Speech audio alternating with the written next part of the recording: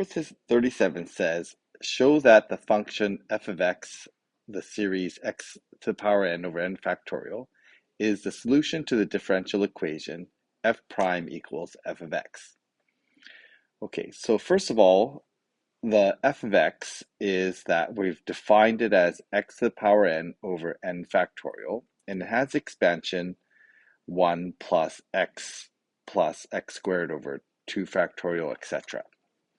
Now, one thing to notice that is that we're starting at 0 and we have a constant in there. What we're going to do is, first of all, differentiate to generate the f prime. So I'm going to generate the f prime, and I'm going to do this by differentiating this. And by doing this, I'm going to get n over n factorial, and then the power is going to be reduced by 1. Okay, so I've applied the power rule here. Now, just need to clean that up. Now, before I do this, I have to be careful because I started with the 1. When I differentiate this, I have one less term. And I'm actually going to start at n equals 1. So I'm going to change that to n equals 1. Okay, because that 1 when I differentiate becomes 0, and I'm going to have one less term in this expansion. Okay, so once I have that, what I can show is that this is just going to rearrange into the original expression. So I'm going to write this as n over n times n minus 1 factorial. Then I have my power part, x to the power n minus 1. Okay, these n's are going to cancel out. And so I have from n equals 0 to, sorry, not 0, n equals 1 to infinity, and it's going to be that expression there. Now, this looks very much like,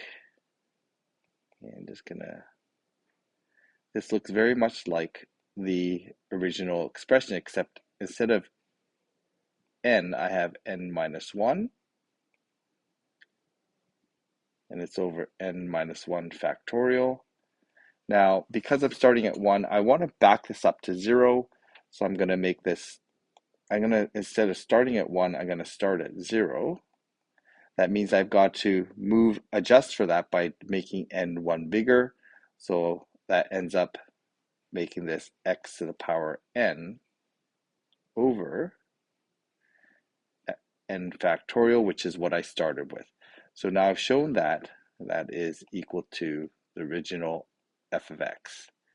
Okay, so that we've shown that the f prime is then equal to f of x by differentiating and showing that the derivative can be rearranged into the original expression.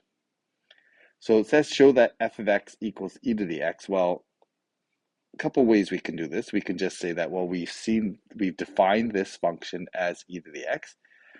We can also show that any function whose derivative itself must be the solution to this. And we can do this by just solving the differential equation. The derivative of y is equal to y. We can separate and integrate this.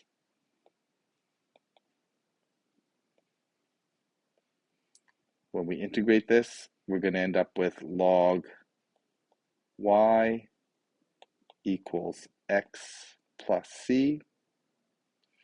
And we end up with the y is an exponential function, and that plus c just represents some constant. Okay, so that we have the original function being an e to the x function.